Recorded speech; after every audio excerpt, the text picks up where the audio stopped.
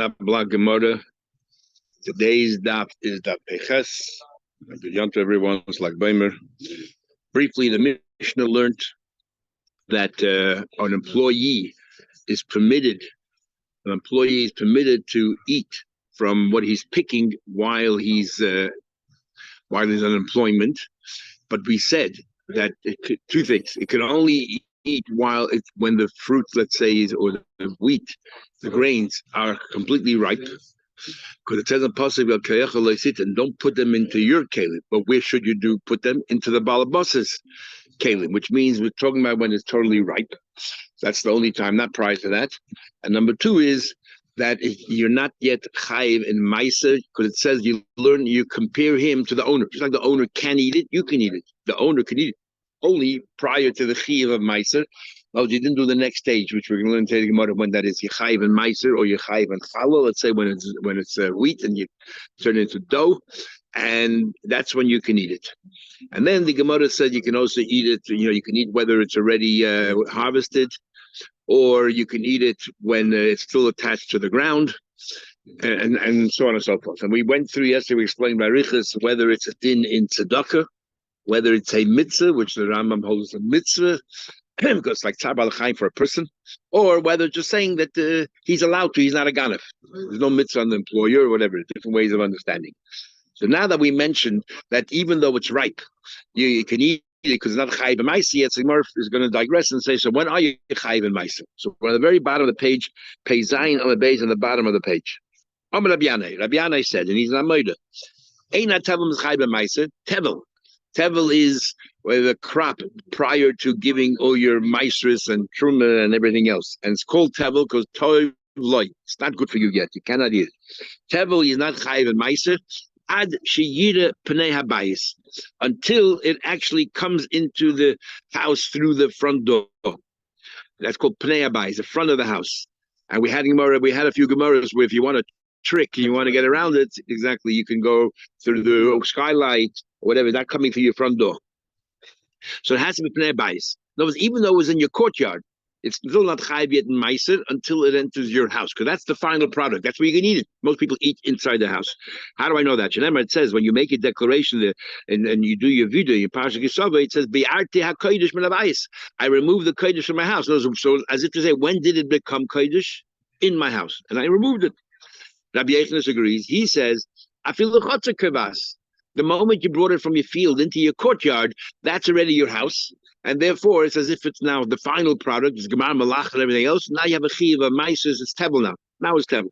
Shenemer, it says in Pasuk, it says that when we're talking about ma'aser ani, when you complete everything else in the third year, it says achlu b'sharecha, you should eat it inside your courtyard against v'saveya, and you will be full.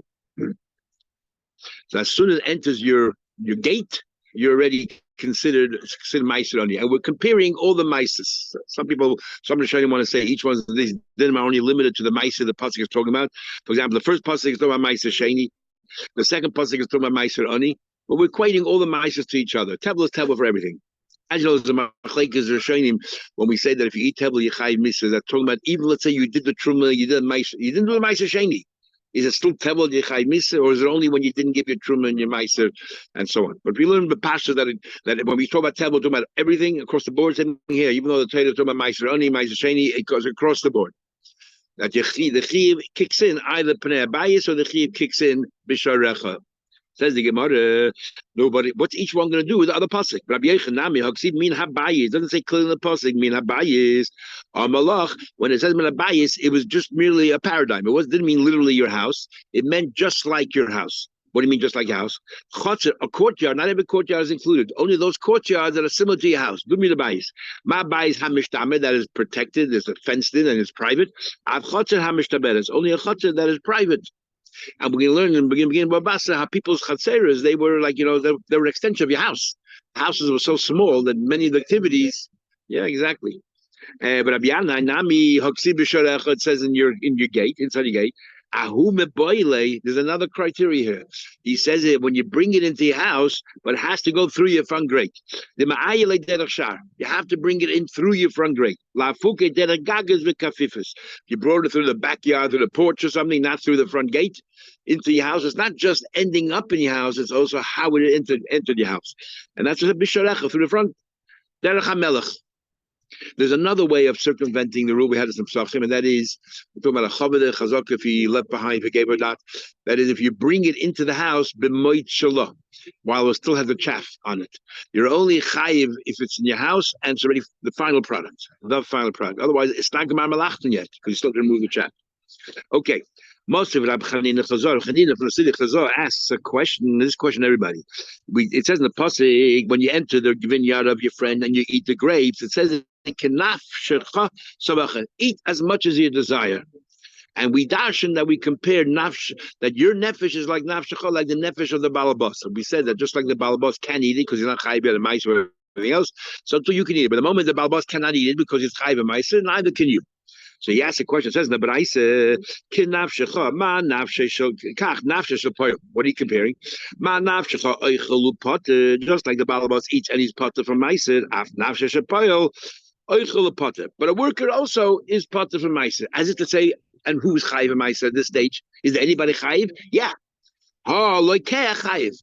A purchaser is chayiv. Why is the purchaser chayiv? Because for the purchaser, this is considered gemar malacha. You just made a chashav. The fact that you went ahead and you bought it at this stage, you will just machshav it, and now there's a chiv of meiser for the poil. In other words, a poil is not like a lekech. The pasuk teaches us that a worker is like the balabas. Just like balabas is not yet the final stage, he still has more things in mind. So he's part of meiser, so too a worker. But if you would have been a lekeach, an outsider who's buying it, you would be chayiv. Now, where is the worker standing? We're contrasting a worker to a lekeach. Where does a worker go ahead and do his job? Out in the field. Work has nothing to do in the house, is in the field. And yet you're telling me that the lekeach in the field is chayiv, because you're contrasting the lekeach to the poil. And we're saying the lekeach, that's gemar malacha. So what are you telling me there's no chiv of meiser or anything until you bring it into the house? So why is the lekeach chayiv when he buys it in the soda? And it sounds like he's chayiv right then and there. But the Gemara, my lab soda isn't it talking about out in the field where the worker normally stays, and yet it seems that what? That this is so. In other words, what are we saying? If a lekech is chayiv, then because that's his gemar malacha, then any other gemar malacha would be chayiv where? In the field. Like you want to wrap up we're talking about a case where the fig tree standing in the garden, okay, but the according to Rabbi Yechanan, it's a chatzah that matters. The branch is overhanging that in the chatzah, and that's where you're picking the fruit. Asking it, and therefore, all the man of lebais, or according to Rabbi Yana, that the chiv starts in the house. The branch somehow or another is going right through the window into the house. So therefore, you're right. It's in the house. It's in the chatzah. So the owner and the poil would have happened. This is considered the gemara. Would have chayiv and tevel, but in the potter right now, they are potter right now because it hasn't yet been picked. But the lekeach, we bought it right then and there, it would be chayiv. Said Gemara, what are you talking about? If, let's say, it's in the house, we just said before, if it's in the house in the chatzah, the balabas also is chayiv. If the fruit's already in the house or in the chatzah, then why tak is the balabas? You say the poil is like the balabas. No, but the balabas kufa. It's gemar malacha. It's ready and it's in the house. Moshe says, no, there's a big difference. The balabas is not chayiv until the entire crop is ready to be chayiv meiser. But where's the bulk of the tree? The bulk of the tree is outside of the house, outside of the courtyard. So the bulk of the tree is not yet chayiv meiser. So even though these few fruits over here are chayiv meiser, it doesn't matter. And the poil is like the balabas, but the person who's buying it, he's buying whatever he's buying. And since he's buying from the branch that's in the house, that's all he wants. Oh, it's in the house, and that's all you're focusing on. You're already chayiv meiser. That's the difference. So balabais is not chayiv balabais. Anybody also he's thinking about the tree, but lekech is only thinking about what he bought. Only what he bought. Says the Gemara. So it sounds like you're telling me that we're learning from a pasuk that a poil is like a balabas, la fuke to negate a lekech. So those you tell me that a lekeach is chayiv mahatoid and trumas and meisus, and therefore and that's what we're saying. But the poil doesn't have to. Let me ask you a question. Is a lekech taka chayiv and ma'aser when you buy someone else's crop? Are you chayiv mahatoida in trumas and ma'ases? Is a chayiv? Let me ask you a question. What Tanya we learned? Why were the stores of Beis Hillel destroyed? Shalosh shana koydin shalayim, 3 and 4 shalayim. Mipnei shehem midu divreim al divrei Torah. They decided we're not going to be follow the Rabbanon. We're going to do what the Torah says. So I mean, they said, well, what's the Torah say? The Torah says, "Aseh to aseh, you should give ma'aser from your crop, v'chalta, and you should eat it." Who should give ma'aser? The one who grew it. But this, if you're selling your crop to somebody else, then you don't have a chiv ma'aser. It says v'chalta. When are you chayiv ma'aser? If you are the one, the consumer. If someone else consumes, you're not chayiv. Tavua zaracha. What do you chayiv ma'aser on the tour of your crop? That means if you planted it. But if you're a buyer, a purchaser in the market, to clear a lekech or a potter, from what do you call Turumaisis. So what do you tell me this pasuk? And that's why were punished. Because they did, and it's only the Rabbanan, because Machtamami, the Rabbanan they should have given Turumaisis, and they didn't. They just followed the Torah. They were Malamba headed on themselves. What's shot? So the Mephoshim want to understand. They can't believe that's shot here also. They learn shot. There's a famous Taz, and we want to mention a few times in Tov Kuf Peches and Hilchos Rosh Hashanah, in Kuf Yud Zayin and Hilchos Treifas. It says that if the Torah clearly says that this is mutter, the Chachamim do not have the koyach to ask it. So, for example, famous question that everyone asks, below Shofar Rosh Hashanah falls on Shabbos. So how can you do a bris milah on Shabbos? Why don't where they'll carry the knife? What's the chiluk? So the Taz says because we have a Mephoshim pasuk uva yom hashmini yimov saralosei. So we learn out that why on the 8th and on the 8th day. That means even if it falls on a Shabbos. So the Chacham have the right to come and make exer the Rabbah. So they said that's what happened here. These guys came along and said the Torah Mefedish says that a lekech is not chayv ma'aser. How can the Rabbanan come along and say we're going to be machmer the chayv ma'aser? So they decided of course they followed Rabbanan. I wouldn't waste our time with them. It's because they came with a pilpul that like a taz. And why were they wrong?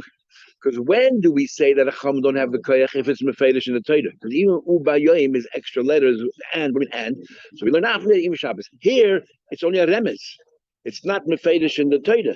And when it's not mefedish in the Torah, the chum do have the koyach to come along and ask them. Therefore, they should have followed the chacham.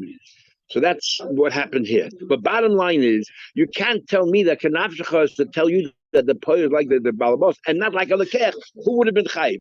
So what's going on here? So what are you kanavshecha for? Like now, let me just tell you, the big machlek is like 4 or 5 shittas. I think 4 shittas, if I remember correctly. When we say lekech is potter, is he always potter, or it depends? There's a place right here brings the machlek the main time in the Rivom. There's also a Rambam. There's also a Ravis. And basically the machlek is according to one of the. You're only that a lekeach is potter only if he bought it after it was already ripe.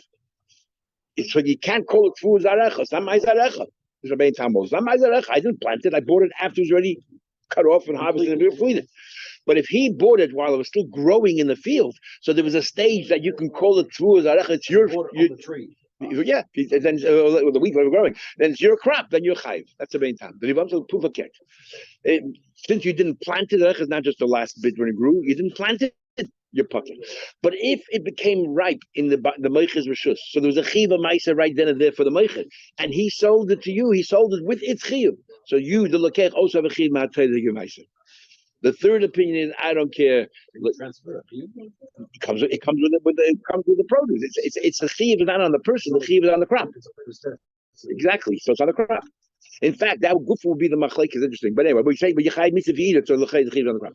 But then the third opinion says I don't care when you did it. Each one is right, and therefore you're always hot and mahat. The fourth opinion, the Rambam says, no, you're chayiv if you bought it after it's ready, but it depends. If the balabas had always in mind to sell this crop from day one, then there was never a chiv as we had from the pasuk here. Since he never had a mind to eat it himself, there was never a chiv matayda, so therefore the lekech is potter. But if the balabas intended to eat it himself, and then afterwards, was right when he changed his mind, so once the chiv is chal, that's when the chiv is chal, then the lekech. So then there's a fundamental question.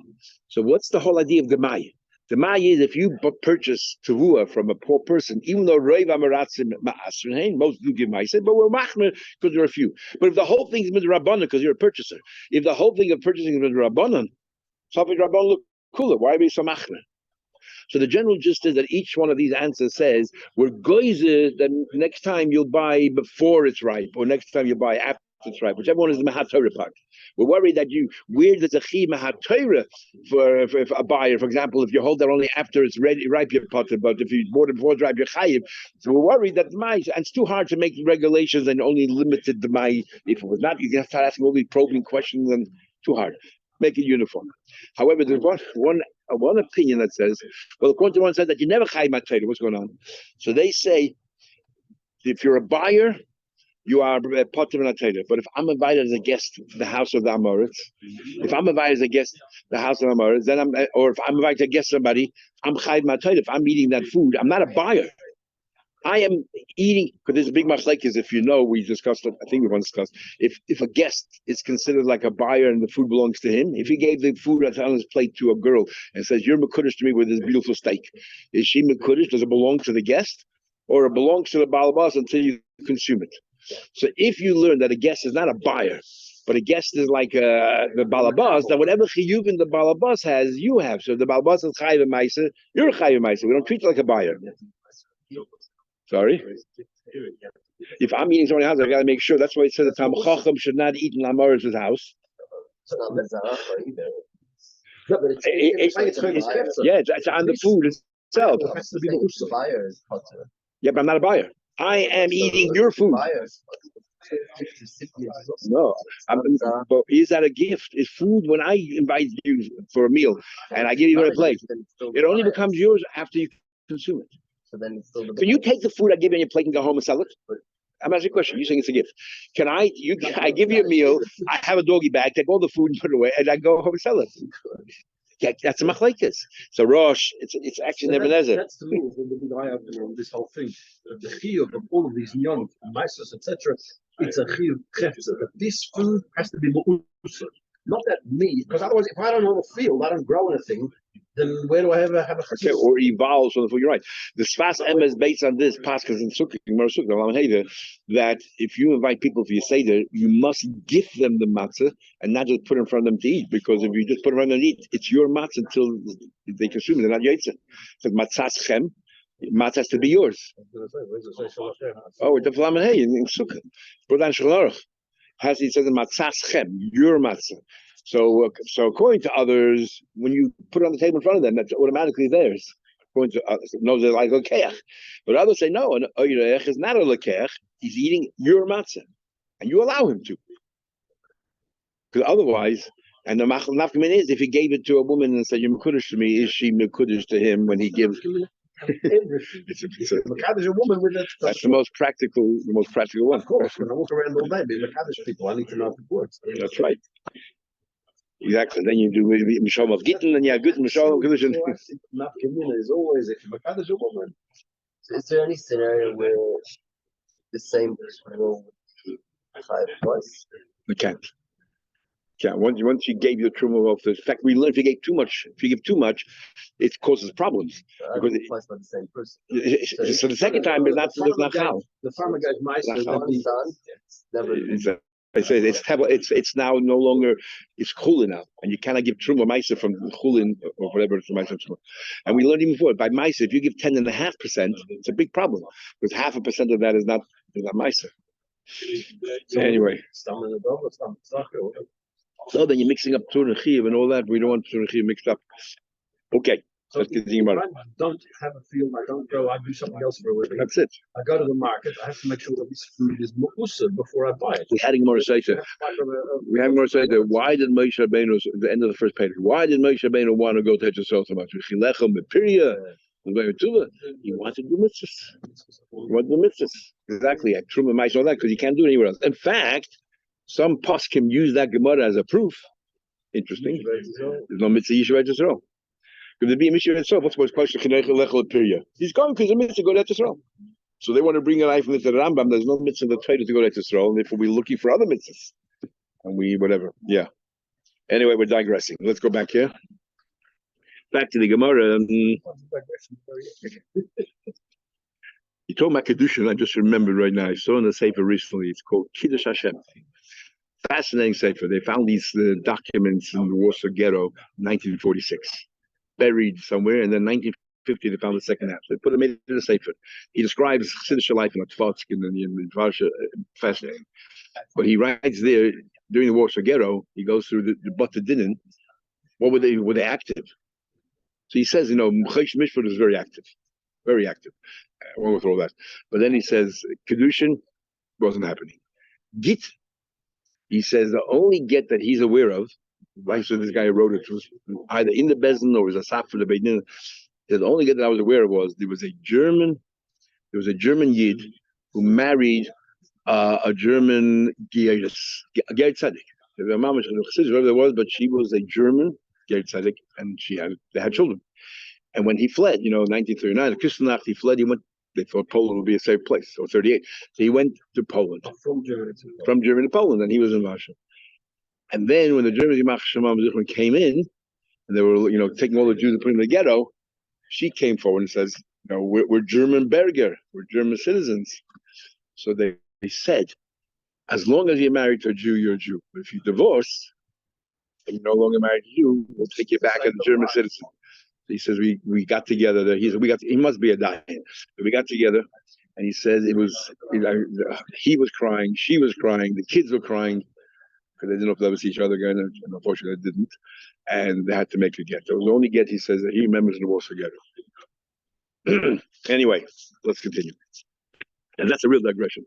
Says the Gemara. So what do we do with Pasuk Nafshcha? If you yourself, the balabas, decides not to eat from the crop while he's harvesting, of course he's allowed to. So even though it says by an animal, we'll see it says you're not allowed to muzzle the mouth of an animal. I'll talk about it the next few days. But when if the worker, if you hire a worker to go and pick your grapes, whatever it is, and you make up in the chatzila, but you cannot eat from it, you're allowed to. There's no aveda in that. Maybe you didn't do a mitzvah, but there's definitely no aveda. Mazutra has a question about Bryce. It says, what is considered the granary, the final compiling? When it comes to for mices, when it comes to the cucumbers and the melons and all that, when the leaf on top sort of falls off, when it falls off. So there's some kind of a leaf or something that blossoms and now what? When it's taken off, that means that it's now ready. It's over. Now, my love, where do you normally take it off? Out in the field. You both said either the chutzner or the house. That's when you chayv and meises. Seems to me a gemar malachten for meises because it says it. Eza gornen lim meises. When are you starting to chayv a meises? When you that leaf that little leaf falls off, that flower there falls off, and that's probably in the field. So you removed it. When you brought it right into the house, you brought it to the chutzner. So the wording is wrong. Instead of saying, why does it say mishiyivkisu from when you take off that flower? It should have said he's trying to tell you that you're not chayiv until you remove the flower. So in other words, he's trying to say that even if you brought it into your house, you're not chayiv. You would think you brought it into your house. One thing in the field, of course, you're not chayiv till you do something. But if you brought it into your house, you think you're chayiv, and you kamash one, no, you're not until that flower falls off. So it should have said you're not chayiv ad sheyivkasu. You're not chayiv until this is the final stage. Somebody said no, because he turned after you would have said that. How many had the gomal because I would have thought that all of them. All the petals that will fall off. For other things, we say it has to be when everything is ready. But over here, not when you start cutting, harvesting, when you finish harvesting. But over here, as soon as it starts, that means more or less they all become ripe at the same time. So when it starts falling off, that's already the chiva mice. That's why it says misha yifkas when they start falling off. Because atchik will sound like until you remove them all. It says another b'raisa. When do we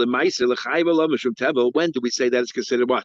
That you pile it up from Machiv of Maisa, and you now it's considered Tevel until you give the Maisa Mishatigma Malachtan, until you complete its work. And my Be'ezig Mamalachtan, what's Mamalachtan? It says clearly here, Meleches Hachnasasan, when you gather them in. L'chayda, when you gather them together. My love, very hard to understand what exactly Mor's having here is. It's already in the field. Why would you use the word hachnasasan? To pile it together, you would use a different word. Hachnasasan means usually bringing them in somewhere, in your chutz or in your house. Yeah, exactly. You put as other words. Why would you? Yeah, so why the Gemara even has to have it? I don't know. That's what you brought in the house according to Rabbi Yanai, or you brought in the chutz according to Rabbi Yechanan. In fact, Rashi says he teaches hachnasasa means asifa or tzibur.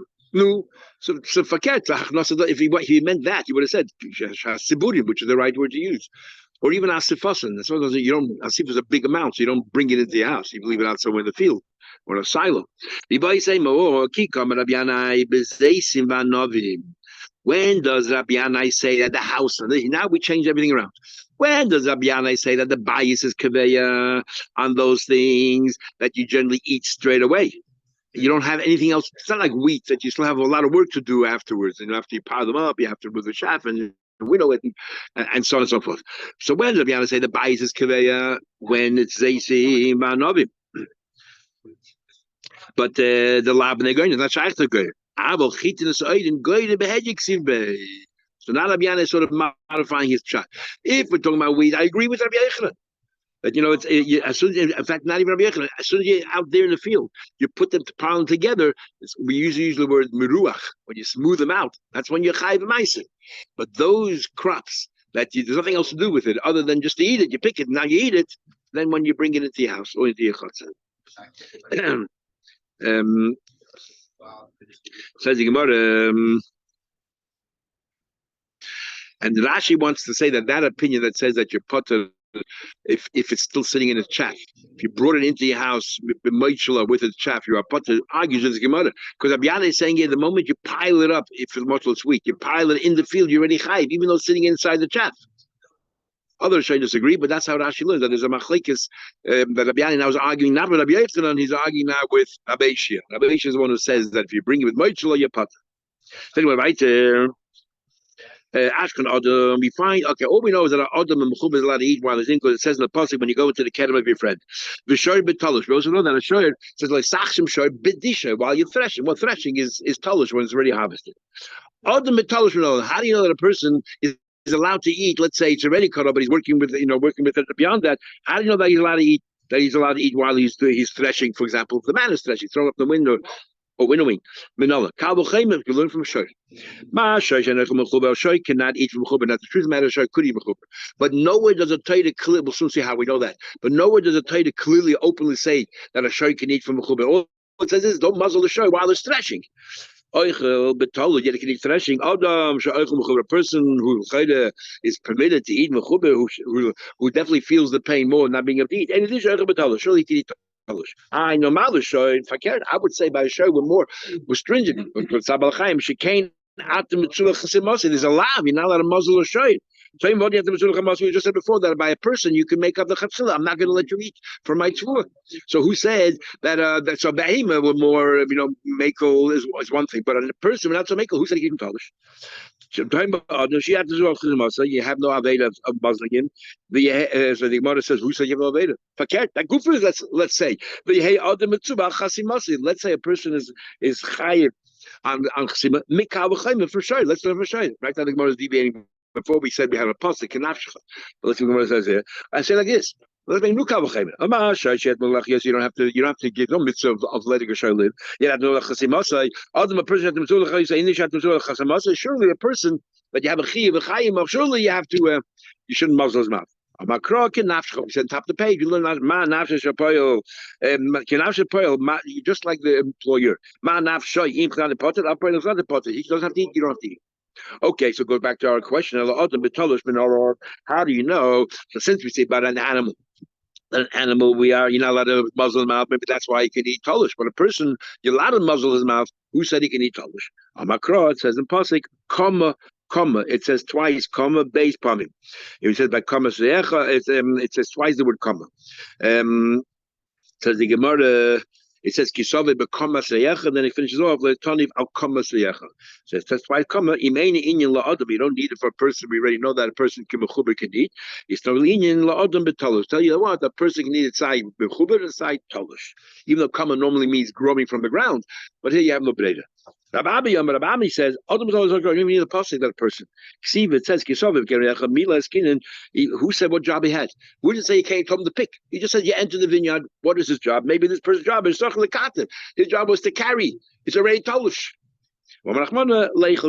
Okay, that's his answer. We know shoy can eat. Dishoy behind we can eat when it's still growing. We learn a from a person.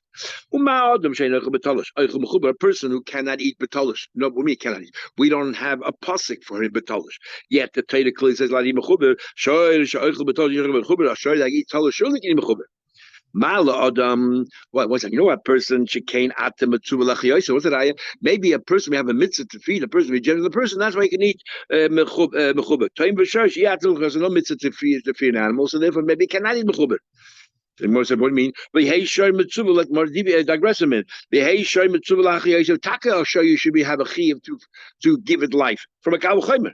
Madach a person she eat atem mitzvah chasmas you a lot of muzzle's mouth atem mitzvah lachiyosef. You have to say the chayiv tichim off. Shoy atem mitzvah chamas shoy not even muzzle's mouth. Forget about giving him food. You're not allowed to even muzzle's mouth to prevent the animal from eating on his own. Surely we should have a mitzvah to feed an animal. The mitzvah of chai is only for achicha v'lo shoy. Nu el shoy mechub menalan. How do you know shoy mechub? It's an amazing Gemara now. Omakra. It says in the pasuk re'echa beis pam. It says twice re'echa. It says kisava becomes re'echa, and it finishes off with such a chomesh. It says twice re'echa. Well, we already know re'echa, your friend, is a person. What we do the second re'echa? Can you imagine the Torah calls a behemoth re'echa your friend? So I saw one of the Achrei wanted to say, "What do you know Tzabal Chaim that I not from the pasuk we always learn. You have other Tazavimai. After Recha Kamaycha, the Gemara says it. Behemoth is a re'echa. It is a Very unusual description. Yeah, and let's think about it. Ravina says. You want to know how do you know by a person he can eat from talush or an animal can eat from mechuber? You don't need psukim. The chesiv, it says in pasuk, right? It says in pasuk, you shouldn't muzzle an animal while he's threshing. Why do you have to give an example of a shoy? Just say don't muzzle while they're threshing. Anybody. Every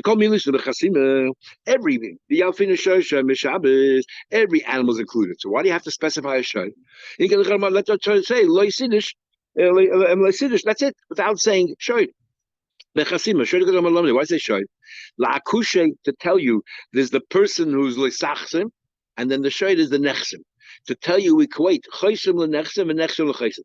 Ma chaysim, the owner, is oichel b'mechuber, can eat b'mechuber. The owner, not the owner, the worker, the one who's working with animals. The one who's working with animals is allowed to eat by a vineyard when it's attached. So af nechsim is also the shoyer on the receiving end, oichel b'mechuber, while the crop is attached.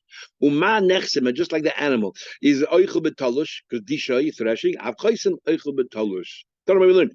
Die a few brises. Dayish. It says a pasuk. Dayish. His threshing. Ma dayish meyuchet. What do we know about threshing? We talk about an animal. Don't muzzle the animal while it's threshing. Davar shekidule lekarka. Something grows from the ground. When you do threshing, when it's ready, complete, the work complete. By work is allowed to eat from it. Af kol shegedule karka. Anything which grows from the ground, you can eat. And not what? Yotze, the exception is someone milks, makes butter, makes cheese. That is not permitted because it doesn't grow from the ground. Sometimes we call animals gedule karka because they grow from things that grow from the ground. But here we're talking about directly, it doesn't grow from the ground. So the Gemara, yes, and therefore, we ask the question, why do I need this drush of dayish? We already know when he says kerem re'echa, it has to be something that grows. What do you need to dayish? Tell you it has to be something that grows and not milking. We already know from that pasuk. So the Gemara eats it. We need it. I would thought, you have the word kama. Kama means anything that is tall. Doesn't even have to be growing. Kama could be an animal. Also could be a kama. The rabbis called bala kama. Anything which stands up. The rabbis even animals that are not growing. If you're milking it, mashallah. Therefore, you need the pasuk. Yeah, Tanya. Because in the pasuk of Ken Riach, even though it talks about Kedem, and then it says Kama. So Kama might be to expand anything. That's when you need Dayish. Dayish tells you only something which is grows from the ground. Tiny will know Dayish, my Dayish, but while it's complete, while it's ready, it's ripe. The worker can eat from it. Of course, you can eat from it. Yotza, the exception is Hamanachish b'shumim uvetzalim. For example, you're weeding out, let's say the poor quality onions or the weeds or the poor quality garlic.